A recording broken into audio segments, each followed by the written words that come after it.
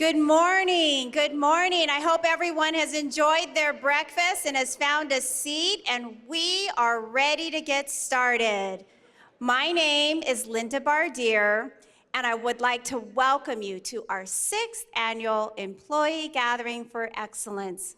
I hope you had a chance to take a look at that special video that was playing. And I love the Year of Achievements video because it's such a great way to be reminded of how our district is making hope happen, and we truly are a district of excellence. Before we go any further in the program this morning, I have a special message from some of the students in our district. They wanted to thank some of their favorite teachers, so please direct your attention to the screen and let's watch this video. Good morning, this is Taylor from Sarah High School, and I just want to thank you so much for being so hard on me on the times that I needed it, because it has made me realize how important your class and school is for me, and know it or not, you motivate me so much, and you're such a great teacher, and I'm just making this video so you know that I appreciate all your help and your support, and thank you so much. Hello, Ms. Bishop and Mr. Lindsay at Cajon High School. I just want to say thank you to both of you guys. You guys really helped me the most with homecoming, educational-wise, keeping me up on my classes, grades, and everything up to date. Mr. Lindsay, you're such a good role model for me. I want to thank you the most because you helped me stay focused, have me want to find my ambition, find myself. You made me want to be a teacher and just help other students stay in school, stay on task and everything. If it wasn't for you, I feel like I wouldn't be here today. Ms. Bishop, I want to thank you so much for being my principal and giving me the honor to know you. You kept me focused and up to date, out of trouble, and I really love you so much. Thank you. This is from Ms. Austin at MCHS, Middle College. What are you doing? Middle College High School. I want to thank you for being there for me and actually helping me going through everything I was going through and needed somebody to talk to. Thank you for being there. I appreciate you even though it doesn't seem like I do, and I'm always rude to you, but you know you're my favorite teacher. Hi, this is for Briscoe at Sierra High School. I just want to say I love you and I thank you so much. You don't know how much you've helped me this past year, like getting me to fill out all of these college applications and saying, Samaya, you're not supposed to be here, do this, do that. When I'm walking around on campus and you say I look mad, but I'm not really mad, and you say, smile, Samaya, it's a good day. Or you say, beautiful people, get to class. I just want to say thank you and I love you so much. You're just so awesome. Miss Leek from San Andreas High School, I just want to give a big shout out to you. Thank you for helping me find my way and achieve my goals. I love you. So I would like to thank Ms. Miriam and Ms. Villalobos, my counselor, for always being there. I would like to thank Ms. Miriam for always guiding me, even when I was like I didn't think I was gonna go anywhere. But thank you. I don't want to cry, but yeah, you're always there for me, and I love you like more than a teacher. You're on like a mom level. And for Ms. Villalobos, I would like to thank you because you turned me around for my freshman year. I was like a little demon my freshman year, and then you turned me into an angel. Okay, so I just wanted to say thank you to Mr. McLennan at Arroyo High School. Thank you for always being a figure that I can look up to, for helping me stay in Avid all these years and get me to the opportunity to be able to attend college, because you got me this far. And thank you for always helping me in the situations that I never thought that I'd make it through. You are a big inspiration. I want to thank Mr. McLennan as well. He's a great person, a great teacher. I want to thank him for being there for me when I needed him the most. He's a great advisor. He's a great teacher. He helped me pass my classes. I was a lazy student, but thanks to him, I learned from him not to procrastinate, and I passed this class, and I miss you.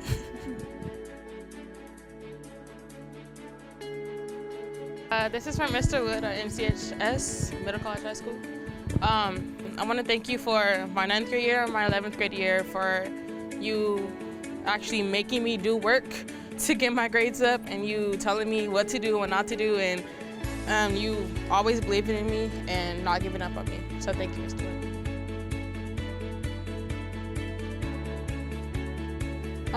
Hi, Mr. Reiser.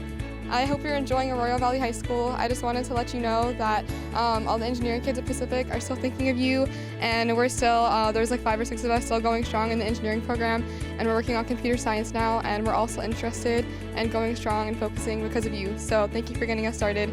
You're the best teacher I had freshman year. Thank you, and I miss you, and I hope you love Arroyo.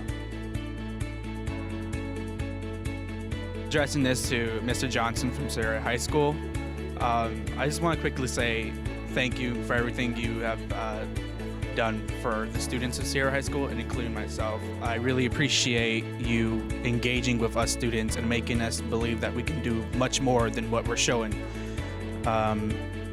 Before I came to Sierra High School, I didn't think I could do anything great, but now that I'm here, you're pushing me to do so much more, like the Student Senate and this. It's just like I have to really say thank you to that, and I appreciate everything you do for us students. That's it. This is for Mr. Hensley and Miss Leake at San Andreas High School, and I just want to say thank you to Miss Leake for taking out your time and your patience to help me with all my Valley College and all assessments, tests, senior portfolio, and everything. And you really had patience with my attitude, and I just want to thank you because not too many people, can have that much patience when it comes to me. So thank you so much, Miss Leake. I really appreciate your time and your hard work. And Mr. Hensley, this goes to you because you're the best principal ever at San Andreas High School.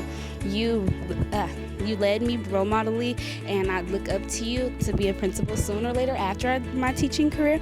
I just want to thank you for leading me here, having me at all these districts, these meetings and everything, and giving me this opportunity to, thank you, Mr. Hensley.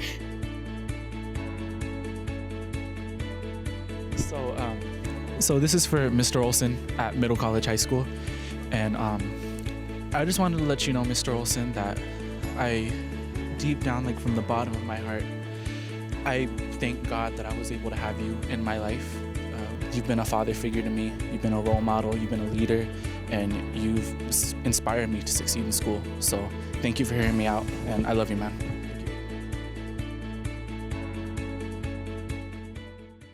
Yes, give them a round of applause. And those were just some of the students. I know that everyone in this audience has touched the life of a student in some way, shape, or form. So I hope you can see how much our students appreciate your support, and you all deserve another round of applause.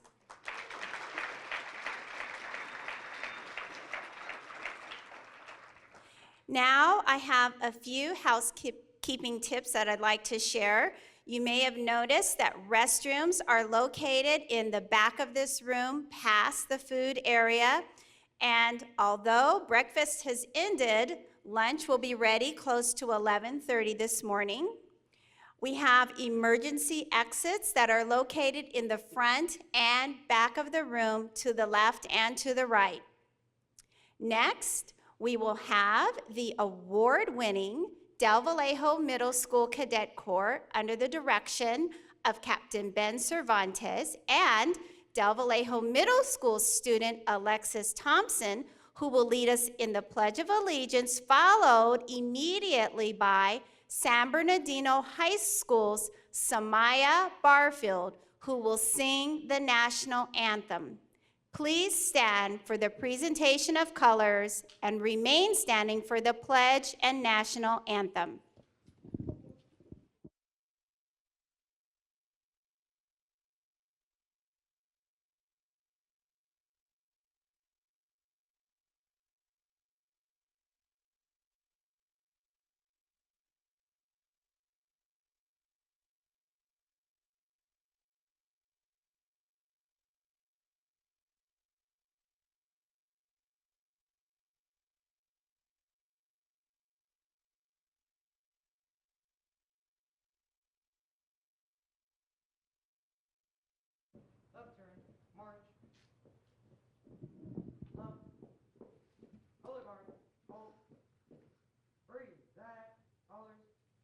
Will everyone please join me in the Pledge of Allegiance? Put your right hand over your heart. Ready, begin. I pledge allegiance to the flag of the United States of America and to the republic for which it stands, one nation, under God, indivisible, with liberty and justice for all. Thank you. Oh, say, can you see by the dawn's early light what so proudly we held at the twilight's last gleaming, whose broad stripes and bright stars through the perilous fight o'er the ramparts we once were so gallantly streaming, and the rocket's red glare, the bombs bursting in air, gave proof through the night that our flag was still there. Oh, say, does that star-spangled banner you wear o'er the land of the free and the home of the brave?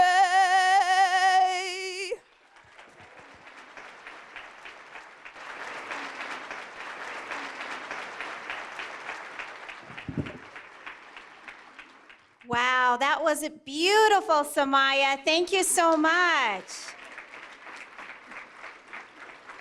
You may be seated. And now we'd like to thank the Del Vallejo Middle School Cadet Corps. Let's give both of them another round of applause. I want to also thank and acknowledge the District Police Explorers under the direction of Police Officer Christina De Rienzo. And I'd also like to thank from San Bernardino High School, the Cardinal Court under the direction of Jamie Rios. Let's give them a round of applause.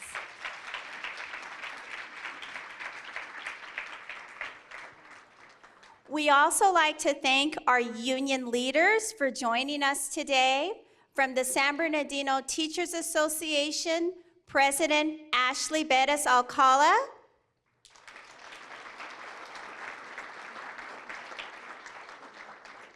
From CSEA Chapter 183, President John Simpson.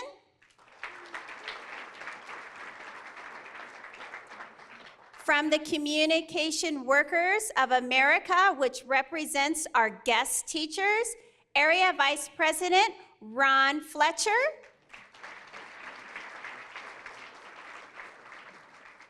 And from the San Bernardino Police Officers Association, President Daniel Arias.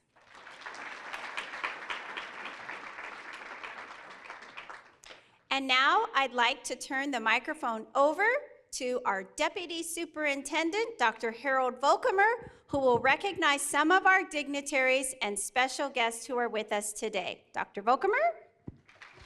Thank you, Linda. Good morning, everybody.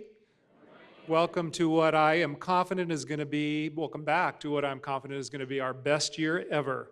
It's my pleasure to introduce the members of our Board of Education who are here this morning. And if they're not, we're going to call out their names anyway. Dr. Barbara Flores, Mr. Mike Gallo, Vice President, Mrs. Abigail, they're going to stand as I call them if they're here. Thank you, Mr. Gallo. Vice President, Mrs. Abigail Medina,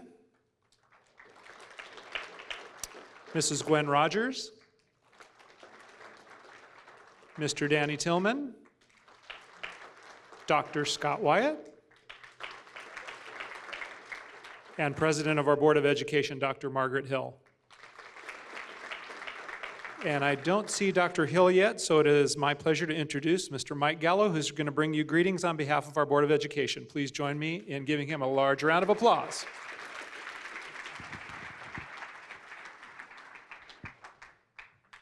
Thank you, Harold. Well, it's great to see you all out there, and welcome back to another school year. Can you believe the summer's almost over? I can't believe it. This is incredible. When's it start? Next Monday? Really? You guys don't sound very excited. You don't look very excited either. I'm kidding. And after hearing the students give you all those accolades, are you kidding me? It's great. It's great. And I know you're here because you care, and you've made the investment along your summer vacation to be here and be here together to kick off this year and another year of excellence. And you know, we have a challenged city, don't we? You know, when we see that 54.3% of our population is on some sort of public assistance, we see economic challenges, we see trauma and crisis, and our families just struggling. And you make the difference. Educators and teachers and classified and our entire staff may be the only positive adult person in a student's life. And so they look forward to coming back and being here at school because it is a positive environment, and we are preparing them for success and putting them on the pathway to prosperity, aren't we? And this is part of a strategic objective that's really an economic development strategy. You know, when we see what our growth and demand industry sectors are in this region, we know what they are. You know, construction, logistics, transportation, medical fields, all of the various industries that are, and advanced manufacturing. We see all of those fields that are generating economic prosperity for this region. And we see the demand occupations within those industry sectors, and it's up to us to see that our students are effectively prepared to compete for those demand occupations within those demand industry sectors, so they get to participate in the economic prosperity and the American dream, quite frankly.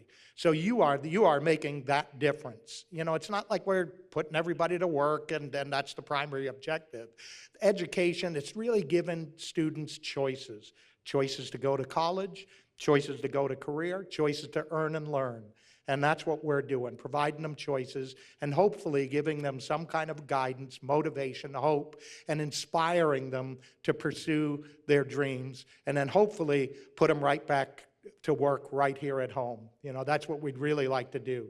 And so I know that we've got many individuals in this city committed to this city and see us turn around and create hope and prosperity for this city. And that's why we're here. That's why the school board's here. And on behalf of the San Bernardino City Unified School Board, I'd like to welcome you back for another year of great service and another year of excellence. Thank you.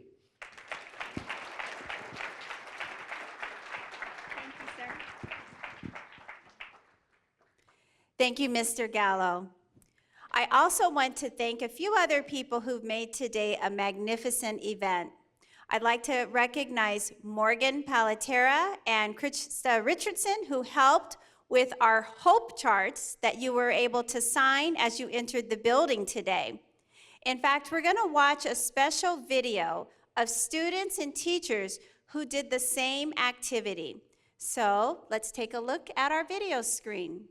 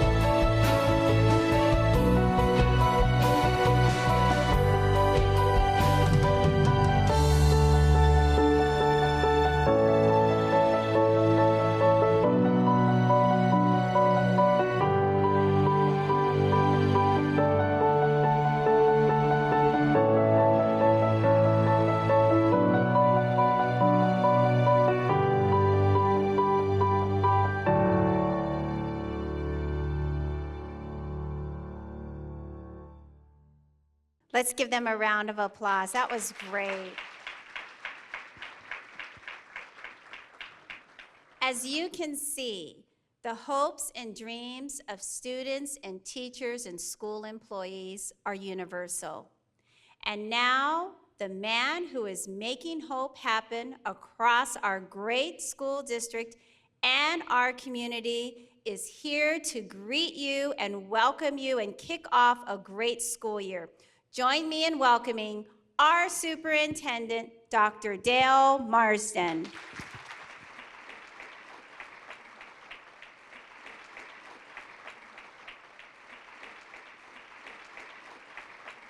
Thank you, Linda.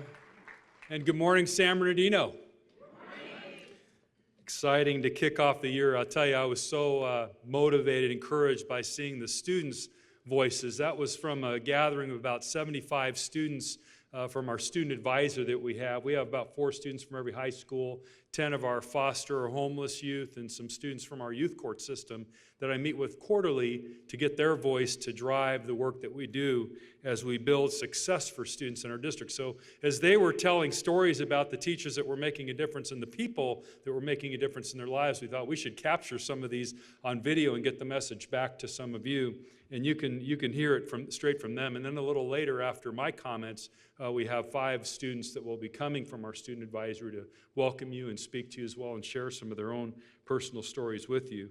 Before I get started, I want to thank Linda Bardier and her communications team and Richard Carlos and the print shop and all their work. I know many of them have been working all the way through the weekend, late hours to get to today and to make today happen. So let's please join me in giving them a big round of applause.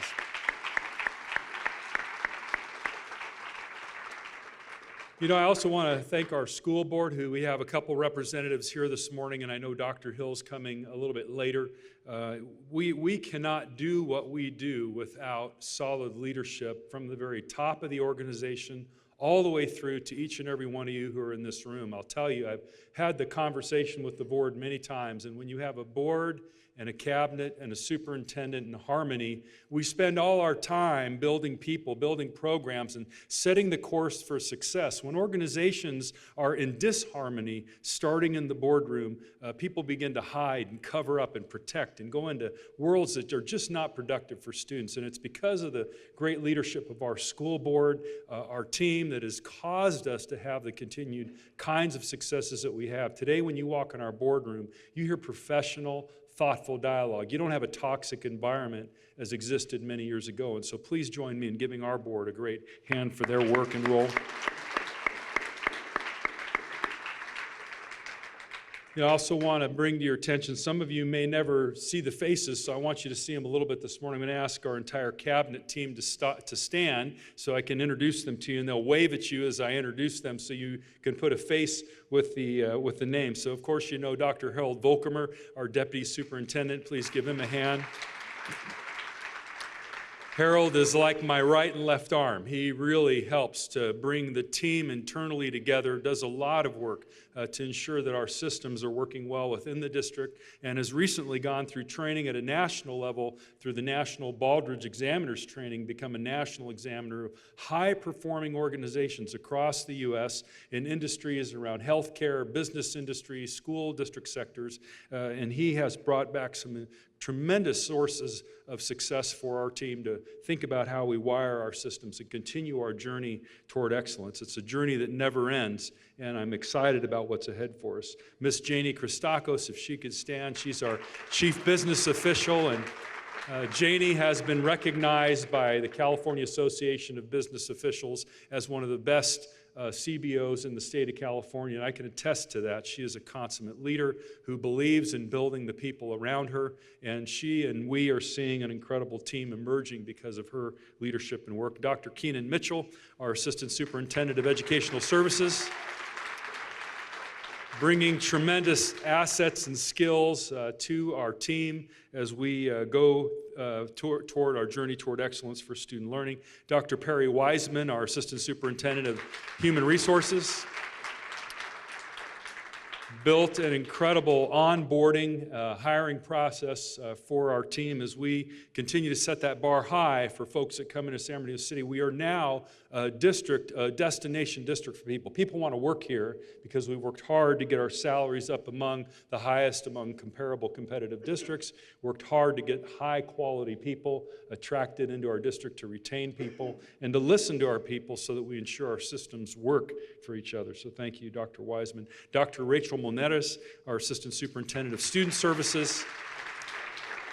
Rachel comes with a ton of great experience from both special ed and regular ed, and has caused an incredible relationship to merge between our student services and ed services, to where we are beginning to end the bifurcation between regular and special ed, trying to marry some of the work that we do, understanding that every single one of our kids needs a special plan to help them become successful.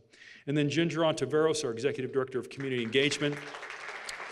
And Ginger's role is multifaceted. She not only is in charge of building and formalizing relationships with key partners like Loma Linda or San Bernardino Valley Community College or Cal State or other employers or agencies, Amazon, et cetera. She also leads the Making Hope Happen Foundation and has caused the foundation to go from, a couple $20,000, $30,000, $40,000 a year foundation to now we're over $500,000 and growing even more every year. And our goal is to become a $1 billion foundation over the next several years so that we can provide a means to eliminate barriers for our students and create opportunities for our students to be successful. She does a ton of work there and works with me and our legislators in state and DC, does a ton of grant writing. We now have hired a new grant writer for her department, so we're excited about that. So thank you, Ginger, for your work. Linda, who you've met earlier, Bardier, our Director of Communications, who does just phenomenal work and has for so long, and you'll hear more at the end of our time together today as we launch some new tools that will help us do even a better job of communicating.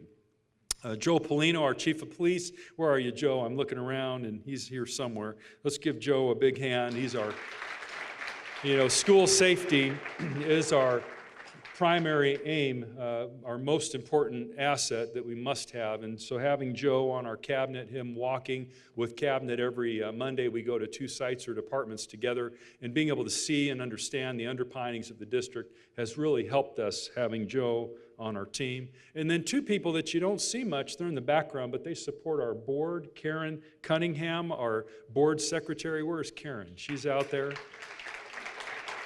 And then Carla Cross, my assistant. She is my right and left arm and helps me ensure that I get to where I need to be and do what I need to do. And so I'm so excited to have this team that helps to support the work. And I mentioned that Dr. Hill might be here a few minutes late. She's here now. Dr. Hill, do you want to come up and provide a few comments to our team?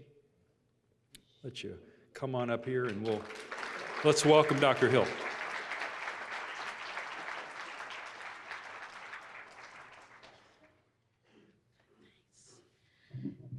Good morning to all of you.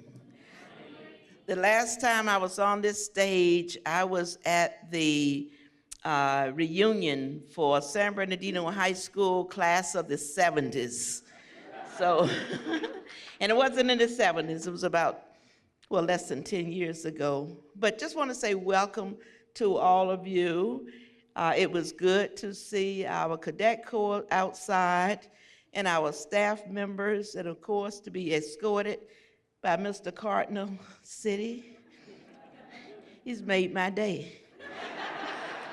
So I just want to let you know that I hope this is the year that every student you come in contact with will make your day, because that is what this is all about, giving our best to our best so that they can continue to do their best.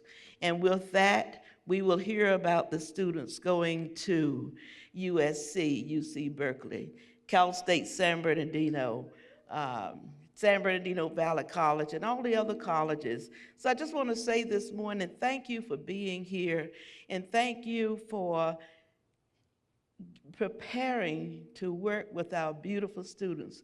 They're all wonderful, and I expect you to continue to give me good news that I can put in the newspaper about them.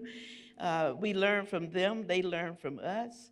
It was writing this last article. And I've lived, even though I'm a part of San Bernardino, I'm right on the border of Highland, and I do a lot of work in Highland. And I bet there's not one of you who knew we had a Miss Highland who was a student from San Bernardino High School until my article came out in the paper. I didn't know it until I wrote it. So, just want to say our students are doing some fabulous things, some wonderful things, and they are all capable. So thank you so much, and I'm glad I was able to join you this morning. So have a good day, and I'll hang around as long as I can. Thank you.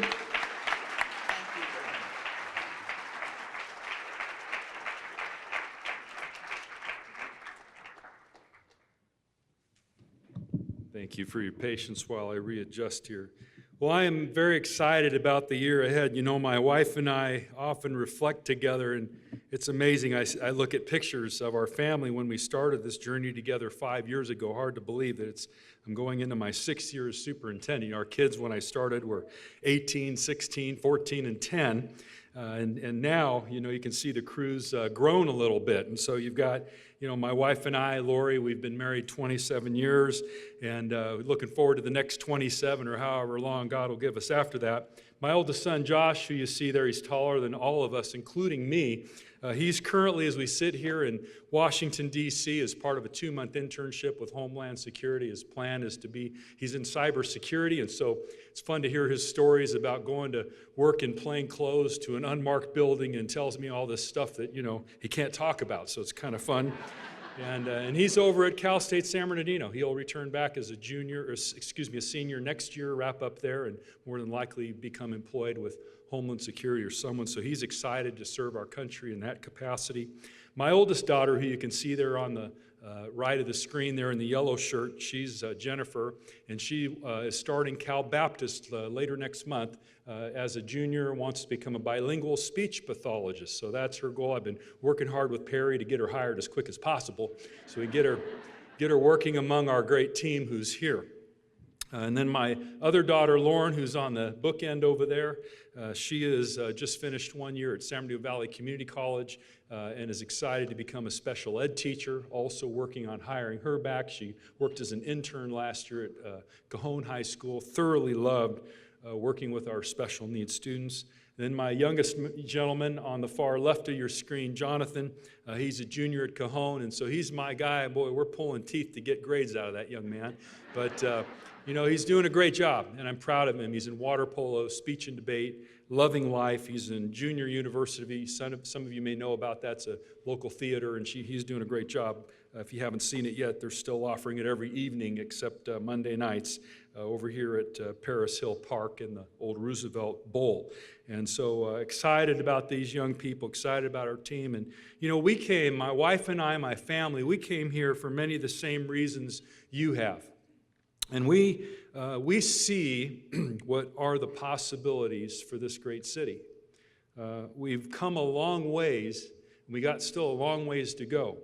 But you and I know what's possible for the city. You saw it in the testimonies of the kids up front. You'll see it in the testimonies of our students a little later. We in this room, as leaders together, are making the difference, not just for the students, but for the city of San Bernardino. We have the most precious job, I believe, on the planet when you can make that kind of difference. So this morning I want to take some time to talk to you about not only who we are and what we do, but how we do it, and what is our why? What is our why that drives our work? What's that why behind our work? And so we know, in terms of who we are, we're one team with one goal. And because of this team, we're making hope happen for thousands of students and their families every day.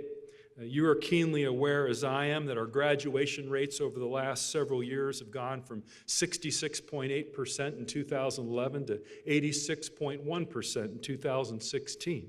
And over a third more of our students are ready for college than they ever have been before. Our grad rates surpass that of the state, the national, the county, even the Inland Empire regional averages.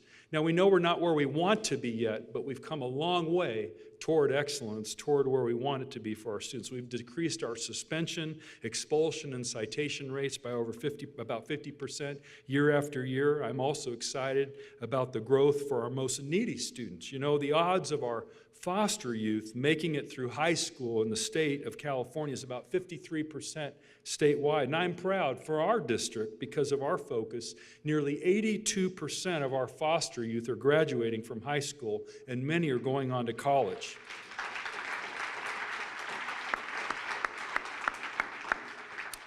And many are going on to college with scholarships from our Making Hope Happen Foundation, who set it as a priority our foster and homeless youth have first access to some of those scholarships. And that's a full ride to the Valley Community College, paying for all the things that they need to graduate from that institution. So it removes that financial barrier and helps them to fly. And the vision for that foundation, as I described, not only to get all those barriers out of the way, but I mean, imagine when our city, people who move here know that the financial barrier is eliminated. Our goal is to have a foundation where every student's two-year trade, technical, vocational school experience is paid for. Think of how that will attract people to our community when that becomes a reality. So again, your hard work and commitment to our students and their families makes the consummate difference. Whether you're a custodian, a classroom teacher, a guest teacher, provide clerical support, paint our schools, serve warm meals to our students, or ensure our AC systems keep us cool, your attention not only to your work, but to our community's children makes the difference. Our team is making our vision and mission a reality. This is our mission statement. Let me back up there. I think I pushed it too fast. There we go.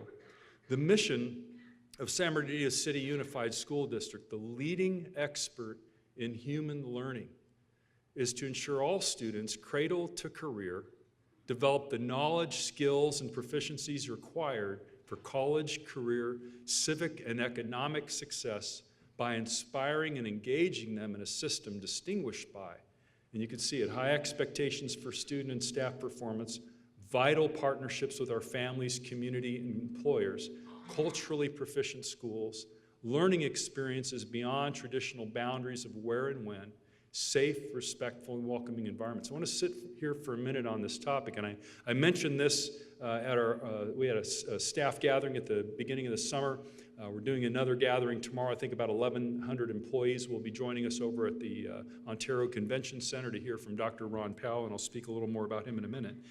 But in our mission statement, you see it says we want to be the leading experts in human learning, meaning that we understand how humans learn, and we understand what it takes for our young people to have learning at the highest levels, and what are the barriers that they might be facing that keep them from learning. And you can see woven within this is that our focus is on our students, not just from through their high school experience or elementary or middle, but from cradle to career. And I'm going to spend some time talking about some things that are happening in some of those areas. You can see the expectations that we have for our team as the list goes down in those bullets. And so it's no mystery, as Mr. Gallo described a little while ago, it's no mystery that our city has gone through more than its share of turmoil, from brokenness to bankruptcy. Many of you who've been around for a while have heard of the factors that led to the changes in this city, going from an all-America city in 1977 to where we find ourselves today. You know, we had the loss of the steel industry. That was a major blow to this city when a lot of people were employed for the steel industry in the city. Then the loss of the rail, Santa Fe Rail. You know, we had a ton of work going on from our community in the city, and when that was moved out, a lot of jobs were lost. And then when housing boomed and pushed out agriculture, you had this loss of agricultural income.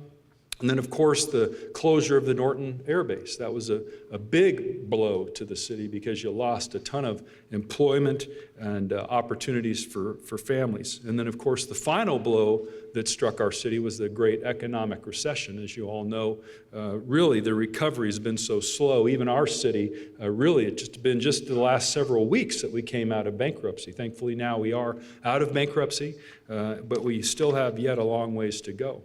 And if you were in the 70s, if you were here in the 70s, this is what you saw in a rapid shift in demographics and in the economics of our community. I want to thank Barbara Richardson for providing a few slides here, but take a look at some of these. slides. Here you see the percent of white in 1970 census tracts. You can see it's mostly all white. If you look at that scale, the purple as it goes down is, down to the 100% range. And then as it glanced through in the 80s, you can see the difference here where it shifted. And some would call this white flight in the 90s. And then 2000. And then 2010. So you hear about it, but when you see it in the data, it's a different visual picture. And then you take a look here at the next changes that go on. Look at our Hispanic census tract numbers. You can see the shift from where you have the lighter colors as it gets a little different there and changes in the 80s, the 90s. Larger areas now in the purple and the blue, and then 2000. In 2010. That number continues to shift. We have over 73% of our students are Hispanic. We have a number of families in our community who are immigrant families. So the shift and the change in our city has occurred, and we've experienced that, of course, in our classrooms. And you can see the next slides, percent of African American census tract. You can see the orange is representative, of course, of 0 to a few percent, but that orange starts to go away and change colors as you look at the 80s and the 90s. In 2000 and 2010. You can see how the shift has occurred. And then you look at the economics, the poverty level. You can see low poverty back in the light colors. And then as time has shifted, in the 80s, the 90s, 2000, and then 2010. You can see the census tract data showing the changes and the difference that's happened. And so the shift from prosperity to poverty. But these slides don't tell the entire story, however. There's much more behind the scenes to the challenges our students face. Even with our high graduation rates, our city has twice the under and unemployment rates of other cities in the state of California.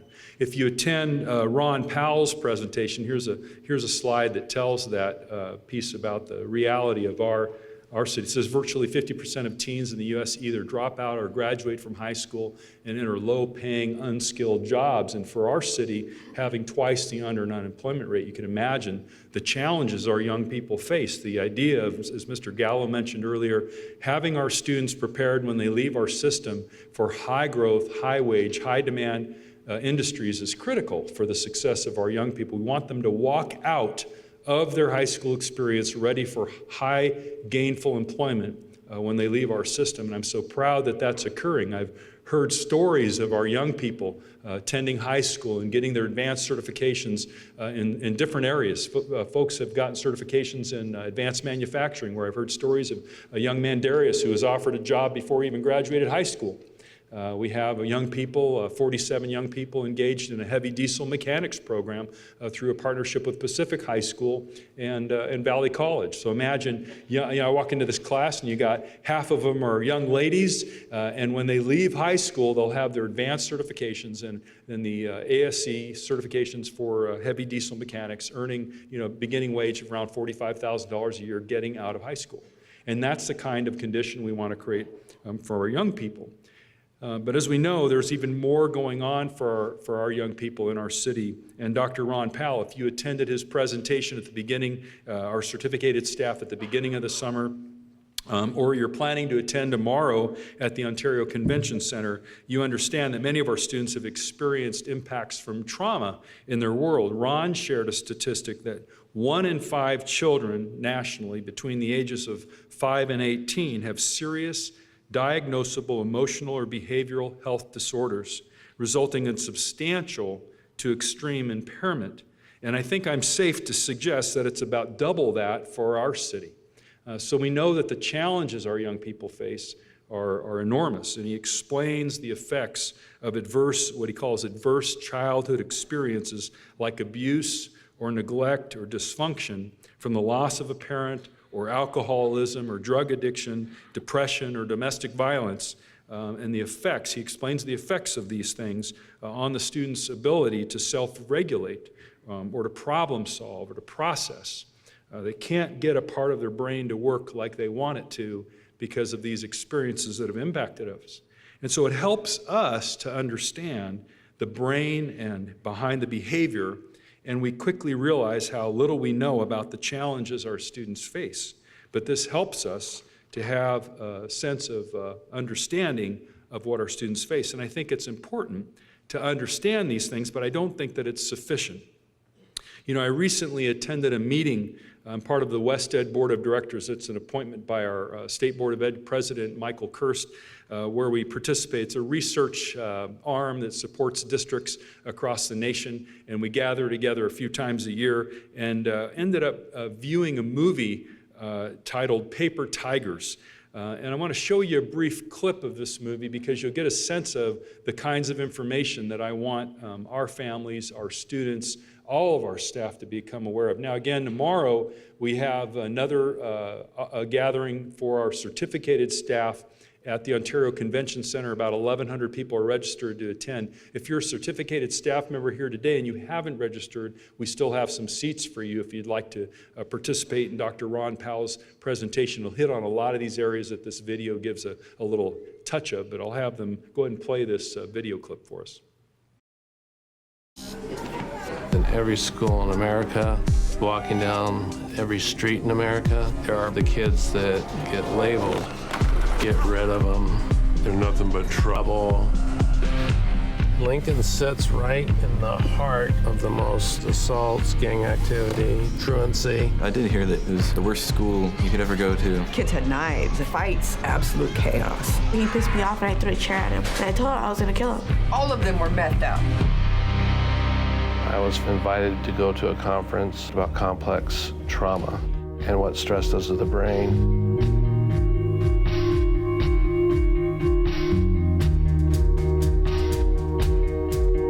The behavior isn't the kid. The behavior is a symptom of what's going on in their life. My mom was like, get your shit and leave. She's the only thing I had. And for her to abandon me like that. His coping mechanism was drinking a ton, smoking a ton. I remember one night, I didn't want to be alive.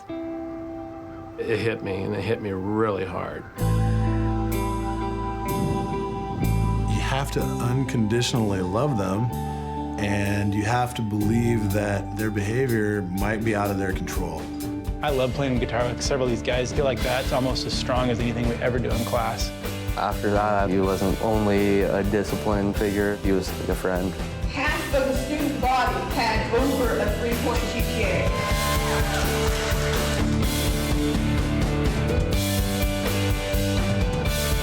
To watch their confidence come back has been incredible.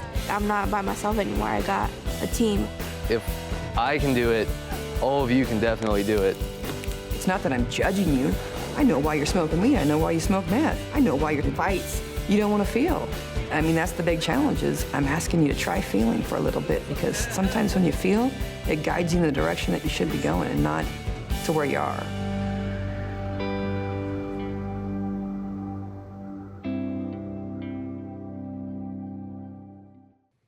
So, of course, this is not the story of all of our kids, but we know when it's the story of some of our kids, those of you who've worked in classrooms with them, that it can upset the whole class. And the response that the one principal made is learning to unconditionally love these young people and believe that their behavior might be out of their control, I think is a key and distinct learning for us. And so what I plan to do is actually host, this whole movie is about 1 hour and 40 minutes, I think. It's a rather long movie. But I plan to host a few superintendent movie nights that I think will be important for us.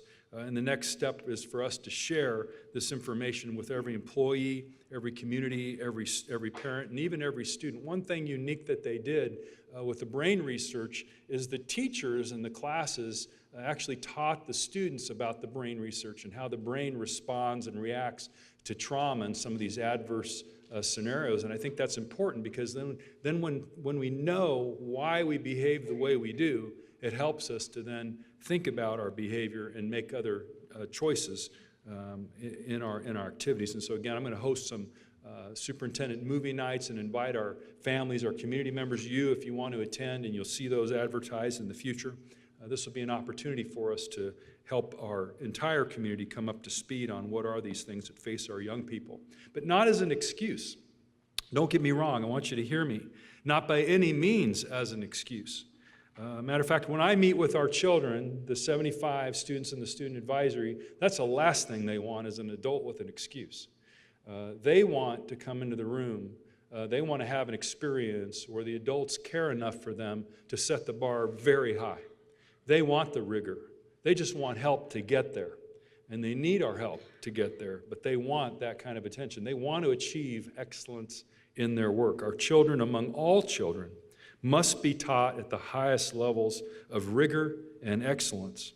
We simply use this information to change our behavior, perhaps a little more grace on our end, a little more understanding on our end, a little more mercy, and a little more tenacity and perseverance to never give up or allow our students to fail. You know, that's the task that we're about. And so when we look at our reality, in this next slide, it says poor children grow distant and don't know how to customize whatever environment they're in to get what they want. Students need practical intelligence, the ability to know what and when to say it. And it's the knowledge that helps you get what you want, and these skills can be taught so that poverty children can learn to navigate the adult world. So again, it's children understanding how to navigate their environment is critical. You go to the next slide. These are the barriers to our educational opportunities for our students, and you can see them there. Institutional racism, and how does that occur? Well, how institutional racism occurs is that our heads and our hearts don't shift when the demographics shift. We get lost in this place of where things were or used to be, and we haven't learned to navigate the student we have today in the classroom we have today versus a student who was here in the 70s or the 80s or the 90s. We've had massive shifts and massive changes. And those of us among us who do this best are those who have spent time knowing students, knowing their personal stories, knowing their families. Some of our schools who have had the most success have taken not just their teachers, but their classified staff on weekends to visit families and understand, you know, what are the barriers that you're facing from keeping you from being successful? It's not, why don't you do this? It's, why can't you do this? Why don't you get your homework done? Shifts to, why can't you get your homework done? Why don't you get A's in class and do your work? Well, no, it's, why can't you? What are barriers that keep you from accomplishing these things? And part of the equation of getting through these implicit biases and institutionalized racism is understanding the stories and understanding the people we serve, to see people as people and not people as objects. So absolutely critical for the success of our young people. So you can see these challenges, these barriers to educational opportunity, and then you'll also see some best practices, some solutions to these things. And so some of the solutions that are there to these barriers are best practices, leaders that are dedicated to transformational change. You know, it starts with you who mows the lawn, you who are in the cafeteria, you who are making sure the school is kept clean. As a leader in the organization, your mindset about transformational change is critical, because everyone in this room, every employee in the organization, all 8,000 are transformational leaders, because where you sit, you can transform the entire organization by the work you do. I'll never forget one time I walked into a school and I heard about a custodian who led an after-school chess class because he cared about the kids and their success. He wanted something productive for them to do. He was a chess master, so he took his talent and he put it into play, and that's exactly what helped to support the kids. So leadership at every level is key, and that idea of fostering a welcome environment and maintaining high expectations. Sometimes that's hard to foster a welcoming environment when parents aren't at their best and they walk in and they're not at their best. We've got to be at our best. We've got to take care of ourselves physically. We've got to take care of ourselves financially, socially, psychologically. In every facet of our own lives, we need to be at our best, so when people come into us, we can offer them that, because they may not be at their best. You know, when I think about families that live in our community, you know, about 5,000 of our youth are homeless and are homeless youth. You think of their families being doubled up.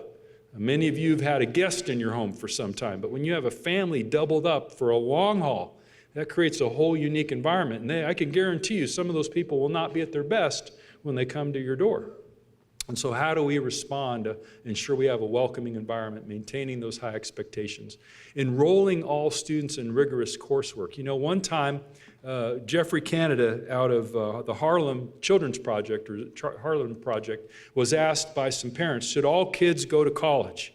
And he responded with a phrase I've used many times over and over again. He says, well, if in doubt, do what rich people's kids do. They all go to college. And that's a reality. You think about all of us in this room. You know, our kids, it's not going to be a choice of if they're going to college, it's a choice of where they're going to college. And as I hear from people, even in the steel industry, where maybe you don't need a 4-year degree to get in, they're actually hiring first people who have their bachelor's degree, because they talk about this idea of having promotability, the ability to promote from that job when you come in to later you're more valuable to me. And so if you're applying for a job that may not require the bachelor's, yet you have that bachelor's, your access and opportunity is even greater. And then providing this broad academic and social emotional supports and supporting that transition to college. I'm pleased that every student who receives a scholarship from the Making Hope Happen Foundation not only receives a scholarship, but they receive a mentor who helps them and guides them through that process to become successful through that whole experience. And that's a unique ability out of that our own system. And so some other solutions that you'll see here: building relationships with families to support student success, analyzing data to identify and address specific needs, and staff training on issues of bias and diversifying our own staff, and developing relationships with community partners and institutions. These are things that the Ed Trust released in a report recently called Hear My Voice, released in June 2017. And then in this next slide, this is our reality. How do we design a system to address the needs of students who are often nameless and faceless? These students are characterized by not being in clubs, in sports or extracurricular activities. They're the ones that fly below the radar. They're C, D, and F students, and their loftiest goal is to get out of a system that doesn't motivate or care about them. Now, this describes my personal experience. When I was in high school, I had a single mom raising 2 boys, trying to do the best she could, but it was not a pleasant environment to grow up in. And when I took the little ACEs test on my own, I had 6 out of 10 of those factors in my own life, growing up as a youngster. So this described me. The system didn't work for me. I didn't understand what college was all about. I didn't understand the idea of rigorous courses. You see, if our mindset shifts as the adults in the system, that no student who goes through our system is going to be allowed to fail. We're going to open up opportunities for you. We're going to find a way to help you. If kids getting a C, D, or F, I wonder if we had a different mindset. If, you get an A, a B, a C, or not yet. We're going to help you get that higher grade. What does that look like? How does that change our mindset when we don't allow our kids to get D's or F's? We don't allow our kids to fail. That creates leadership. It takes leadership in the classroom. It takes leadership at the school level. And so these are important things for us to consider. And this next slide, and this idea of don't ask our kids, why don't you get your homework done? Ask instead, why can't you? Understand their story. Find out what's going on behind the scenes. What's keeping them from getting their work done? What's keeping them from being successful in a way that you know they can? We have to develop a mindset with the students and families we serve. In spite of the odds that we face, in spite of all the barriers, we're not going to allow them to fail. What's the answer to our children in crisis? What's the answer to poverty? What's the answer to trauma and domestic violence, to racial and social inequity, to crime, to abuse, to all the ills that plague, as some might view, an outcast society? The answer is in this room. I love talking to this group every year because you're all volunteers. You all volunteered to be here. You're the choir. And I love being able to take the time to talk to the choir because you're the ones that go back out and you sing the message to everybody else who didn't show up today for whatever reason. You're the ones that are leading the change that occurs throughout this organization because you have the right head, you have the right heart, you have the right vision for our young people. You are doing many of the things that I've talked about already this morning. This is just our chance to retune the orchestra. You know, it's like the tuning fork. You tune it, and you get the orchestra set up, and now we go out and we play this message so that our young people are successful. So the answer is you. It's your love. It's your care. It's your authentic investment in the relationships with students and families. It's your stories. You know, when we talk to our students in the student advisory, they tell us they want to hear your story, your stories of success, your stories of your life, your stories of your failures, your trials. They want real life. They want to understand real life with you, because they said once they know you, they feel more comfortable about sharing them. And that begins a relationship that then helps them to be free to learn and grow. And it's not just the classroom teacher. Don't get me wrong. This is custodian. It doesn't matter where you are in the organization, what your role is, our students need you to have that kind of investment in them. So your gentle patience when you see a child walking through your office, down your hallway, through your lunchroom, on your field, or in your classroom, we shift our behavior as adults to care, to see, to hear, to feel. And these are important pieces for the work that we do. And again, our mission is much more than a mission that's just on paper. This is who we are. Our mission is what drives the behavior of every adult who is a part of our team. And this is our aim. Our mission is not just a teacher's mission only. Each of us must see how our work fits into this mission. So it's like you have, you know, the work you do in your day-to-day job when you show up. If you're a classroom teacher, you know, delivering instruction might be seen as your work, and you have this mission. So how do I do what I do? How do I teach math and ensure this vision becomes a reality for the kids that I come in contact with? How do I clean my campus and then ensure this vision becomes a reality for the kids that I see on the campus? How do I personally reach out to them to make that connection so this vision becomes alive for every young person? And imagine our city when this mission becomes the reality for all the students we face. So this is most important. So knowing who we are and what we do is important. Knowing how we do it is critical. We have to be skilled in the language of hope and the actions that cause the highest levels of learning. And perhaps the most essential aspect of our work is our why. Why do we do what we do? Any of you in this room could choose to be anywhere. We have among us some of the most talented, brightest staff anywhere. I'm convinced of it. I have heard, I have seen, I have watched the work that you've done over the years, and I am so proud. I cannot tell you. So many people look to San Bernardino City Unified and say, how do you do this stuff? Because they don't understand it. It's complex to them. How do you do this work? How do you get the kinds of results you get? It's because of the work that happens in this room. But this is our why. When you take a look at some of these pictures, you know, this is how they start off, right?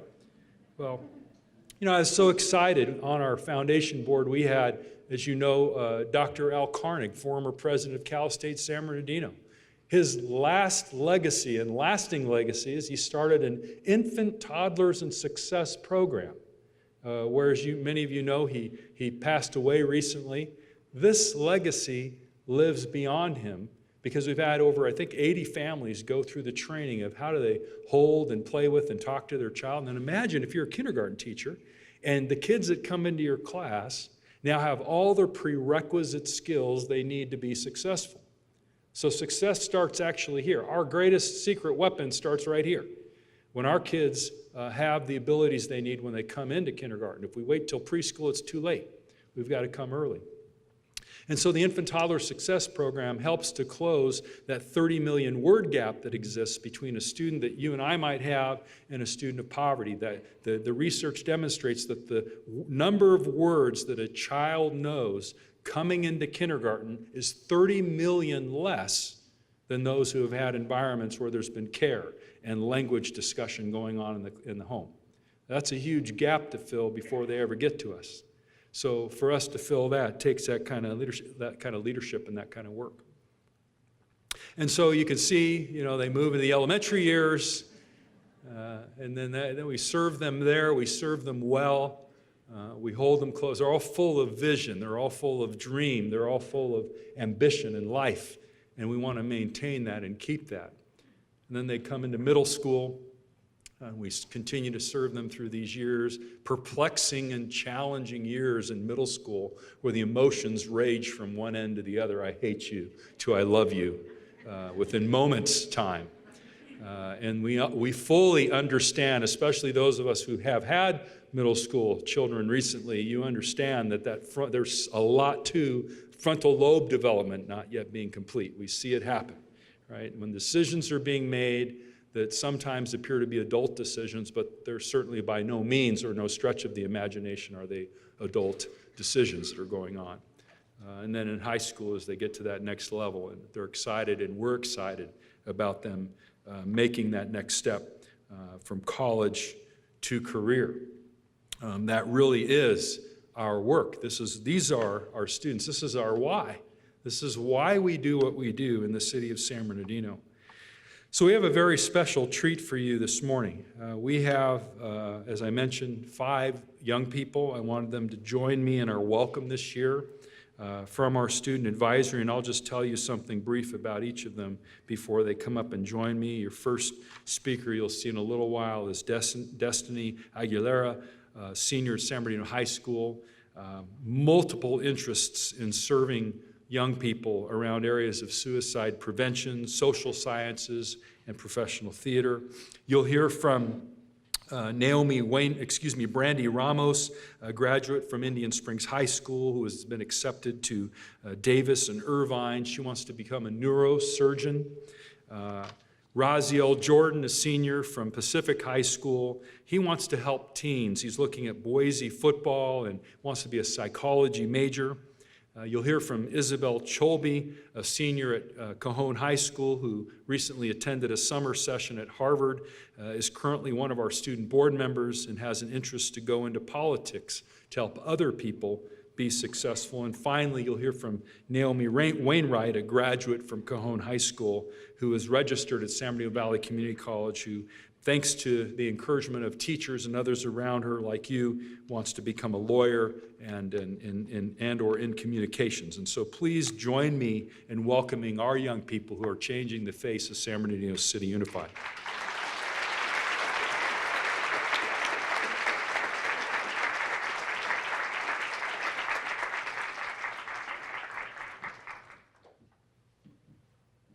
Good morning. My name is Destiny Aguilera, and my speech today is titled Teachers and School Faculty Members, What Makes an Exceptional One? When I was 5, I was told that my being born was a mistake and that I shouldn't be alive. I then grew up believing that I had no purpose in the world and was therefore worthless. Statements like these hinder the mental growth and capacity of a child. They create irreversible damage.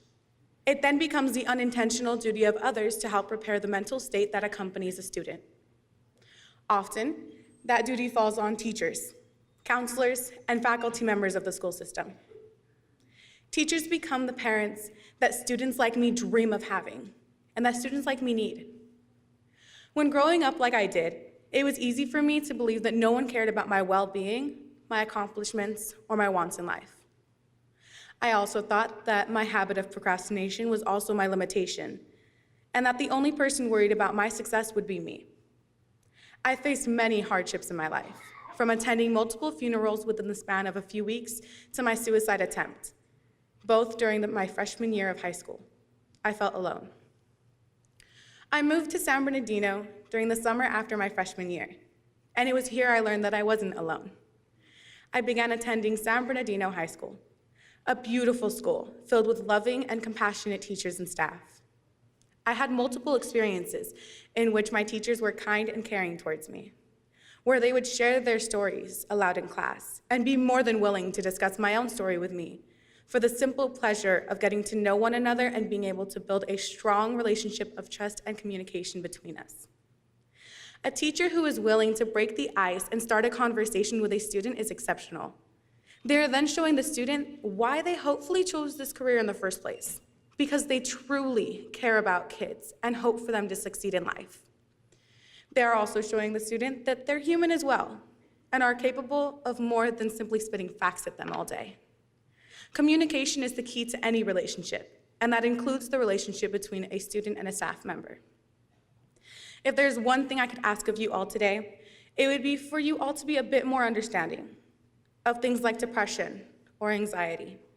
These are real issues, and sometimes a student like myself cannot perform to the best of our abilities.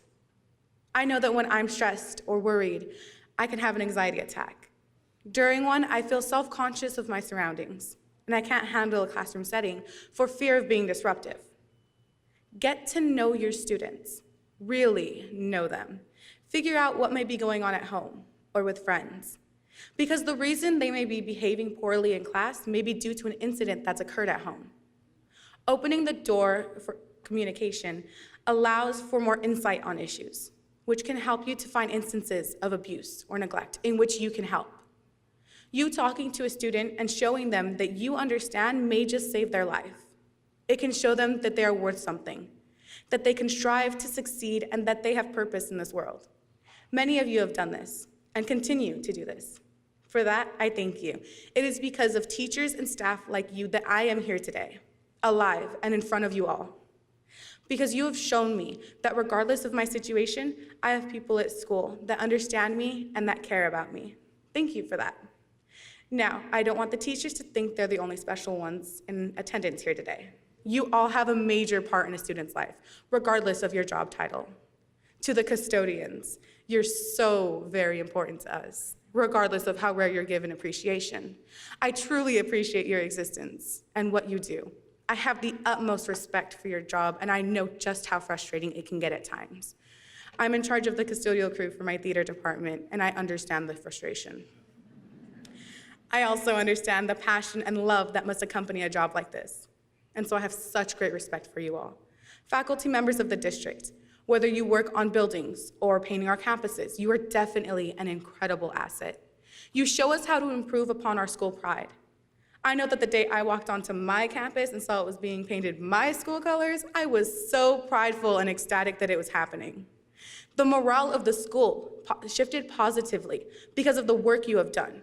So thank you very much. A small gesture is all it takes to change the way a student views their own campus. Let's not forget our office staff. For those of you who work with attendance or are secretaries or help with graduation status, you're such a vital aspect of the school system. You make sure that everything runs smoothly, and you make sure that students get their requirements taken care of.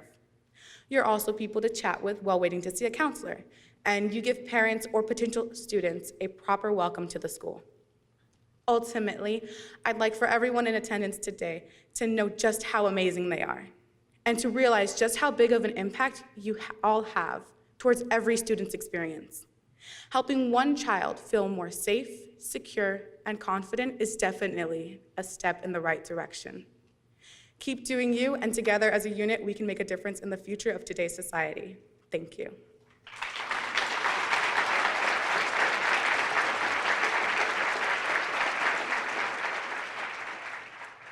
Let me fix this, please. Good morning, everyone. My name is Brandy Lisette Ramos, and to introduce me, I did graduate from Indian Springs High School, and right now I'm currently at Cal State San Bernardino, so go Coyotes. And my speech is about the marks a teacher leaves behind. So as a student, we value teachers, principals, and staff members, but you may not feel it at first, but we do. As students, we spend around 180 days at school per year. We also notice when an adult loves their job or when they're tired of putting in the work. We also see your talents and skills. When you have the adult and student respect, that means when both sides, their opinions are matter, you feel safe to be able to express yourself, and the learning experience becomes more interactive. Also, when teachers set high expectations for all students, we know teachers do realize that their expectations for all their students are greatly effective for their full potential to achieve. Students like me, we do generally give teachers as little or as much as it expected from us. But when you have that support of an adult who is warm, accessible, exciting, and caring, this person is approachable, not only to students, but to everyone on campus. This person is to whom students know they can go to with any problems or concerns, even to share a funny story. Great teachers and staff possess the greatest talent, is listening to us and taking time out of their way from their busy schedules from others just because of us. This person, even when they have a bad day, no one would ever know that. They would also leave their personal baggage outside the school doors because of their students. These teachers and staff know that they don't need that baggage to affect their students' educational learning. But as students, we appreciate every sacrifice an adult does for us as students. Personally, as a student, everyone from this district has made an impact and left a mark for the dedication and the time that it had dedicated for everyone. The San Bernardino City Unified School District employees have shown me the sky has no limits. It is my own self that makes the goals and the dreams to become true. For being a student that started Head Start, graduated high school with honors, did advanced placement courses, involved with so many clubs, and played 3 sports, being involved in my community to make everything and things better in my life and yours. You have been the cause of showing me and others my opportunities. Every adult leaves the mark on one who is more reserved, the logical, that bubbly, outgoing. All types of adults make time to dedicate for the success of their students. You have always helped me and others to improve themselves. In elementary school, I was the child in the back, the silent child. Throughout the years, from grade school to high school, staff and janitors had worked on my skills of speaking out, letting people see my potential and talents. And see me now, a young lady who strongly believes in my school district, and staff who are making everyday opportunities for their students' lives. I ask you to never lose faith of students, because you do this job not because of the pay, because you truly want your students to achieve their greatness. And thank you for listening to me.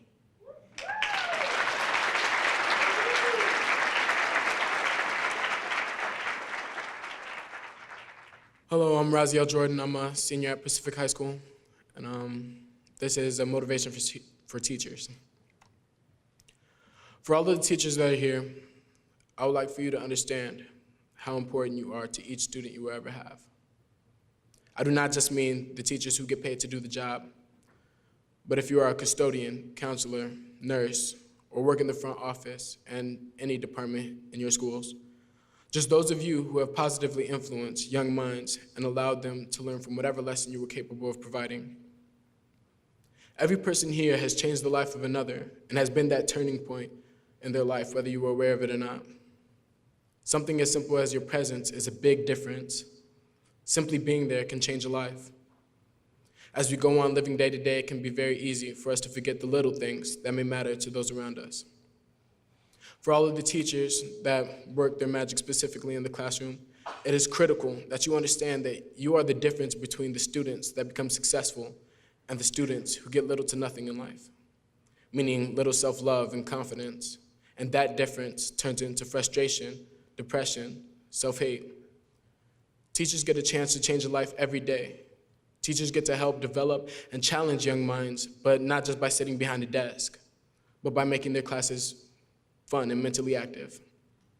It's your attitude, it's your excitement and enthusiasm that will have your students ready to get a quality education.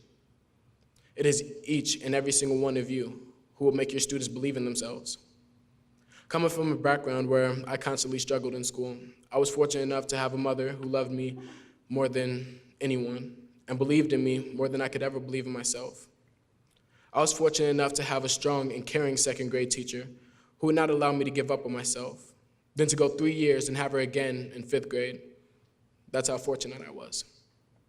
I was fortunate enough to have a great representation of a man as a 6th grade teacher and a janitor who was the same, who both looked out for me as well as prepared me for the next level of my education. They were there to grab me and set me on the right path when I was sprinting down a path that would not lead me here to stand before you today. If you believe that we as students forget you, believe one that hasn't forgotten. We do remember how important you all are. The objective of everyone who stands at a position of a role model or as a leader is to make sure that the youth is learning to the best of their ability, but to also mold them into contributing members of society so that one day we may all take care of you when you're done working in your schools and classrooms. The reason why teachers and all staff on school campuses have the best and most important job in the world is because you are teaching your students to become kings and queens of the future.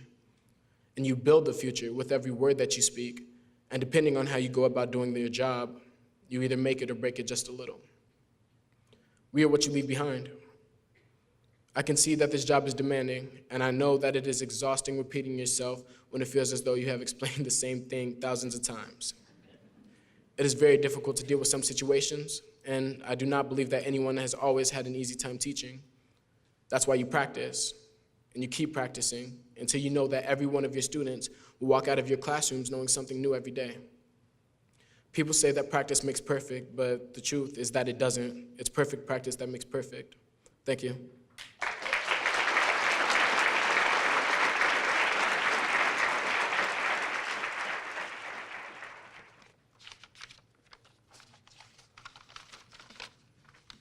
Hi, everybody. It's an honor to be speaking to all of you. My name is Isabel Cholby, and I am senior at Cajon High School. I was asked to tell you what makes a good school staff member. I've never had the job myself, but as someone who has spent 2/3 of my life either at school or doing schoolwork, I can speak about some of the conclusions I've reached after 11 years. I think what often goes unrecognized is that the staff-student relationship does not exist in a vacuum at school. Both we, the students, and you, the adults, are going through our separate journeys in life. However, you are much farther ahead of us, so we often look to you as role models. So there is no vacuum. There are instead our entire lives, ponds in which each of you are stones making a ripple. I'm not saying that you as role models have to be models of perfect behavior at all times. Rather, I simply think that to be a good role model, teachers and staff should show us how they have dealt with their lives, however imperfectly. I promise you, your students will not respect you any less if you mention your time in school, or your kids, or even the weird dream you had last night. We just want you to reach out to us with your story, because until you do, we're usually unsure if it's okay for us to talk to you about ours. But if we see that you're willing to open up to us, we are able to open up to you. And that's incredibly important for building a supportive school environment. I'll draw a comparison for you. I've known teachers whose classes were great, but by the end of the year, I didn't even know if they were married or had kids. But I've also known other staff members where I met their kids. And those are the people that I have asked to recommend me for college this year.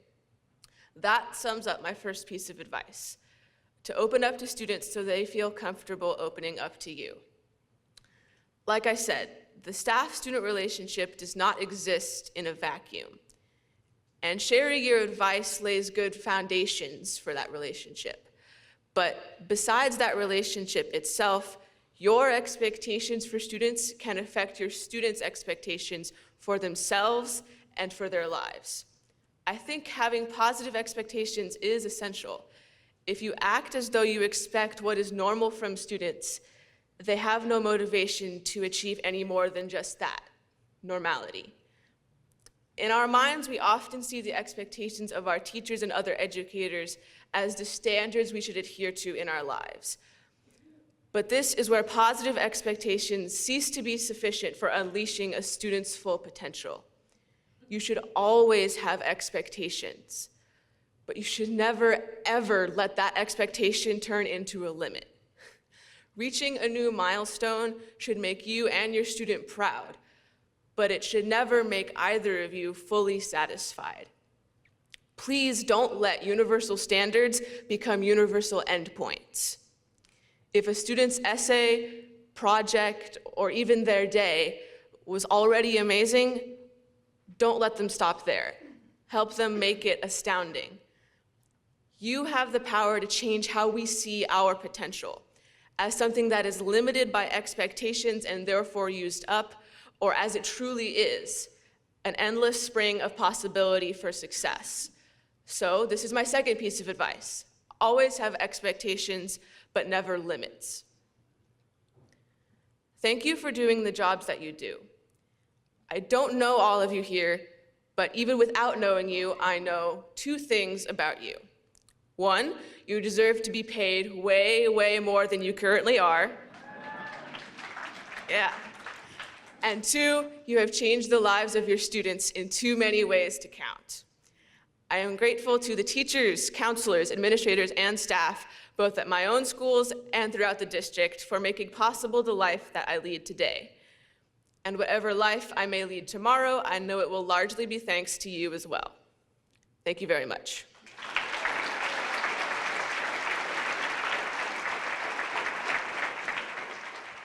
Wow, that's a lot of people. Good morning, everybody. My name's Naomi Wainwright. I just graduated from Cajon. Hey, just finished. I'm not done yet. So today, I have a speech prepared for you guys. It's called What Makes a Good Teacher? But this is just what makes a good role model, if you get what I'm saying. In my years of learning, I would be what you considered an average student, not really excelling in mathematics and science, but always having a passion for English literature, politics, and the arts. Not many teachers understood that. I just wasn't that type of student. But it was the ones who understood I was different, the ones that showed compassion and vulnerability, like a friend, but also showed sternness and strictness like a parent.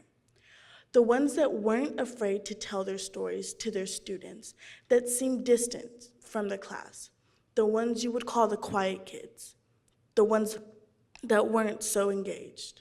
I, on the other hand, have never been, nor ever will be, the quiet kid. I was the kid that was moved from the back of the class up right next to the teacher for talking way too much, and end up still talking to them about how gas prices were way too high. Throughout elementary school and middle school, I was told I talk way too much. My freshman year of high school, I was told by a teacher, everything that comes out of your mouth has a point. She said, one day, you're gonna be a good lawyer because you have a mouth. At first, I was offended. But then I started thinking, maybe she's right. This teacher will later comfort me in my hard times and telling me about her experiences and explaining to me that I was great, even when I felt that I wasn't. Moving forward to my junior year, the hardest year in high school, because I was placed in the foster care system that year. Thankfully, I lived at home with my grandparents, but it was the fact that I wasn't home that haunted me and made me not focus. I would come to class crying. My English teacher showed me so much compassion, and he never even knew what was going on. But out of the kindness of his heart and out of being a good teacher, he took the time to help me with everything and showed me that when life gives you lemons, make lemonade. He told me, whatever it is that's going on in my life, that I could move past it because he saw a fighter. That teacher changed my life forever.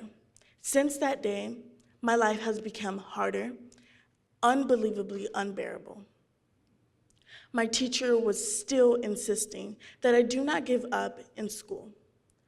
But what he didn't realize was that he was giving me the powerful words that taught me not to give up in anything I do. I was 16 and I was staying at a friend's house and still not missing one day of school. trying hard, pushing forward, not knowing what tomorrow would bring. But with the hope and aspirations of making it great, I have yet to give up on my dreams. I think a teacher's greatest accomplishment is to make a student understand and truly feel that they can accomplish anything, no matter how big or how small. A great teacher makes great students. Great students make awesome lawyers, doctors, engineers, nurses, artists, and directors. I leave you with this. Show love and share your stories and your hardships with your students, because you never know if they might be going through the same thing. And you might just help them pull out the great student in them. Thank you.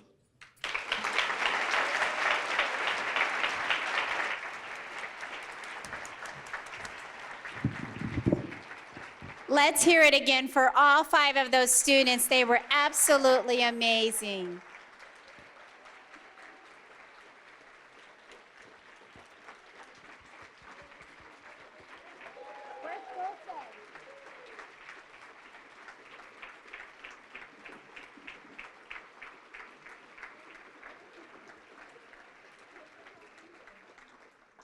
I have another special student that's here today.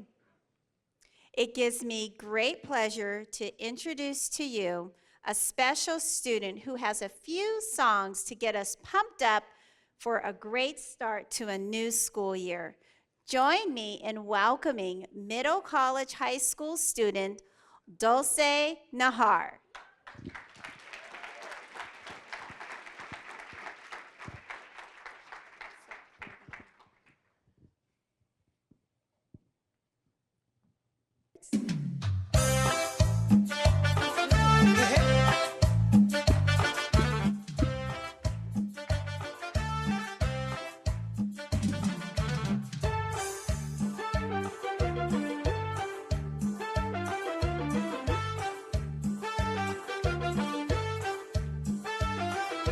Siento algo que me mueve, un ritmo que me hace bailar. Tomen todos su pareja, todos vamos a gozar. Baila, baila esta cumbia y mueve, mueve la cintura. Todos las manos en alto y griten, griten con locura.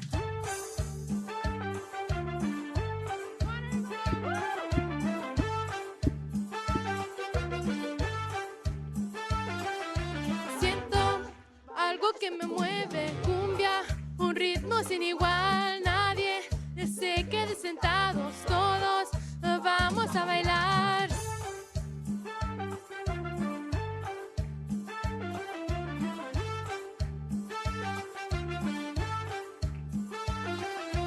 Siento algo que me mueve, un ritmo, ritmo sin igual. Nadie se quede sentados, todos vamos a gozar. Baila, baila esta cumbia y mueve, mueve la cintura. Todos las manos en alto y griten, griten con locura. Hey, hey, hey, hey, hey, hey, hey, hey, hey.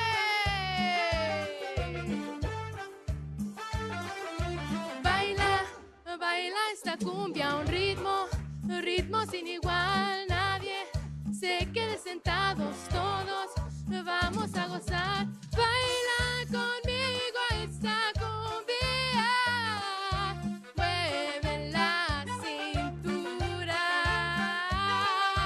Baila,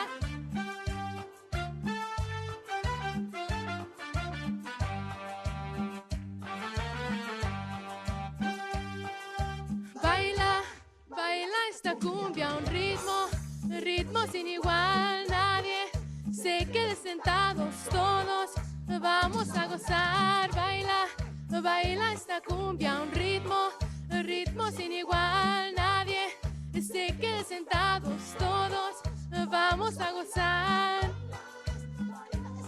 Tu ritmo sin igual.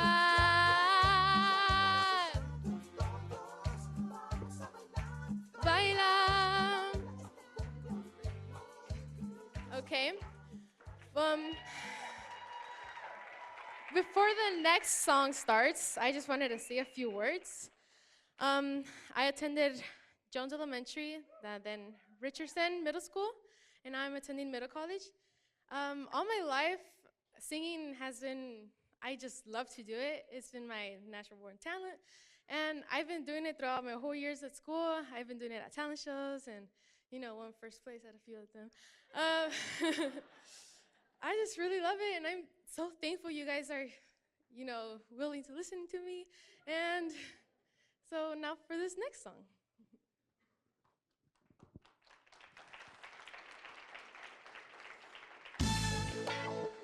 Hey, yeah. Diggy, boom. Hey, hey, hey, yeah. Biddy, bum, bum. Biddy, bum, bum. Biddy, bum. Biddy.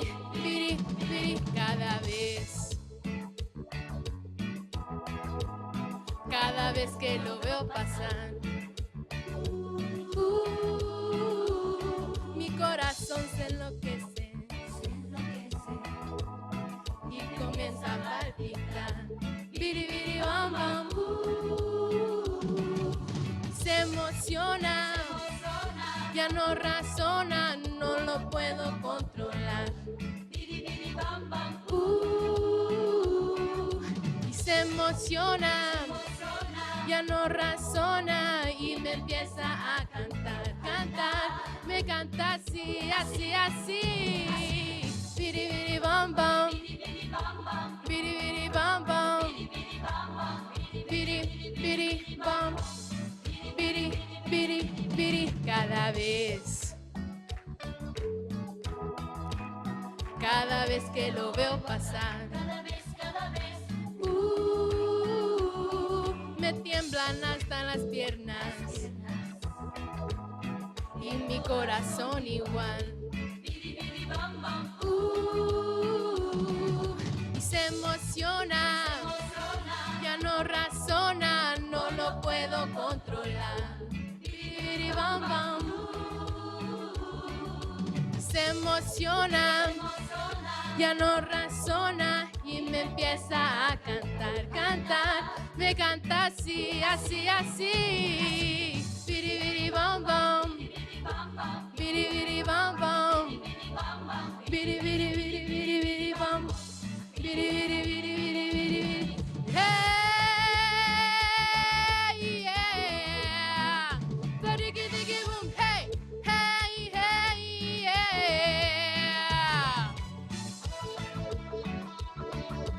Come on, everybody, todos juntos. Woo!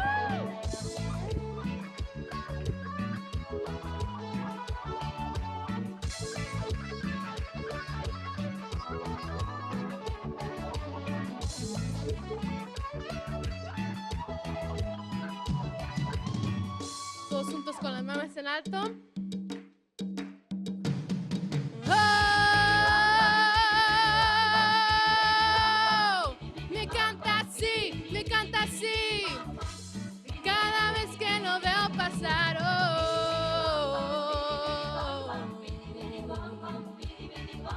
biri, biri, biri, biri, biri, bam, biri, biri, biri, biri, biri, biri, biri, bam, bam, biri, biri, bam, bam.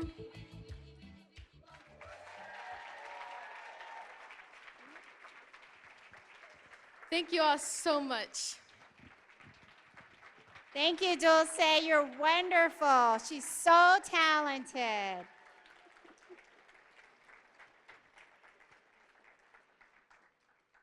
So now we have some great raffle prizes to give away. So dig into your pocket and find those red tickets. It could be your lucky day.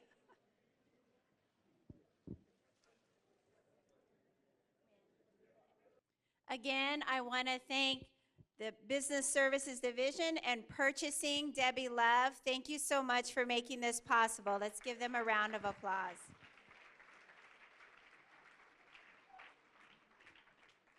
We also would like to take a moment to honor some more winners.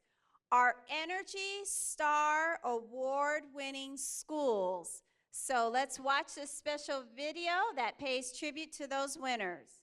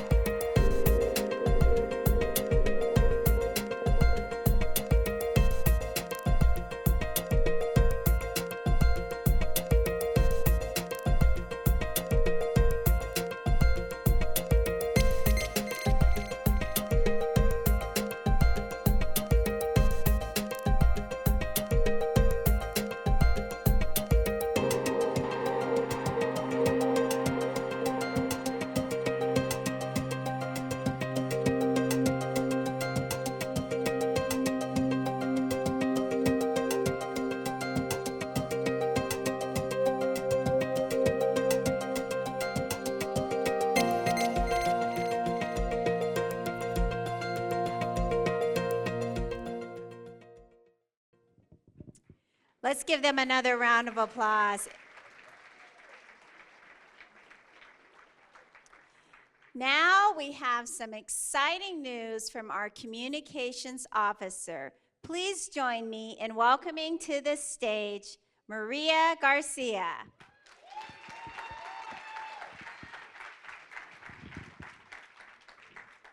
Thank you, Linda, and thank you, audience, for joining us today as we kick off what I know will be a great 2017-2018 school year. Is that right?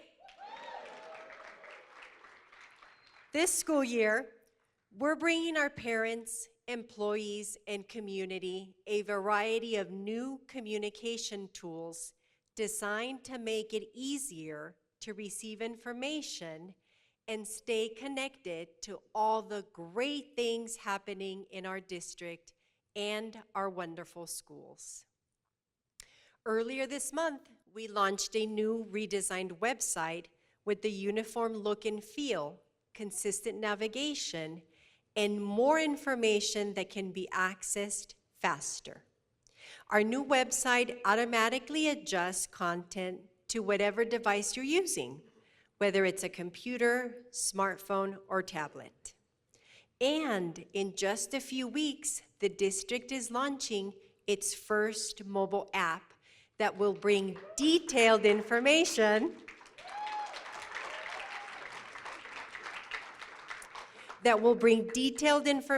about school events, news, student schedules, grades, emergency notifications, and much more to users with a smartphone or tablet. The SBCUSD app, available for iOS and Android systems through the App Store and Google Play, will be especially useful during an emergency because we can trigger an alert to thousands of users in under a minute.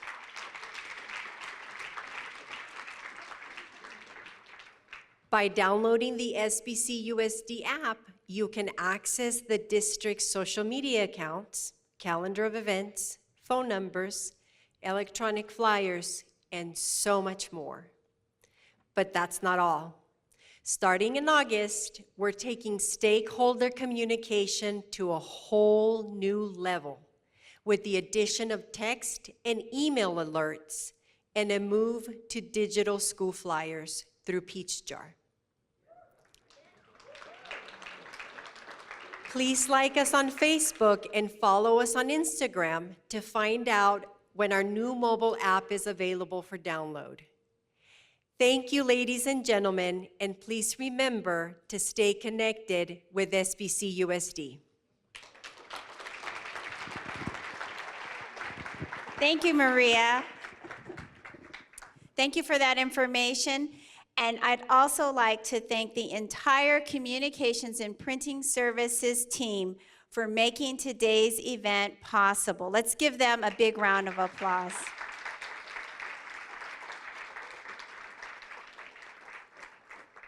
Our 6th annual Employee Gathering for Excellence is drawing to a close. It's been a true pleasure serving as your MC this morning. Thank you for giving us a few hours of your day as your summer winds to a close. We have truly been inspired today. And please save the date, August 1st, 2018, for our next employee gathering. Please make sure you take our survey on the green sheet using the QR code that was provided to you on your chair.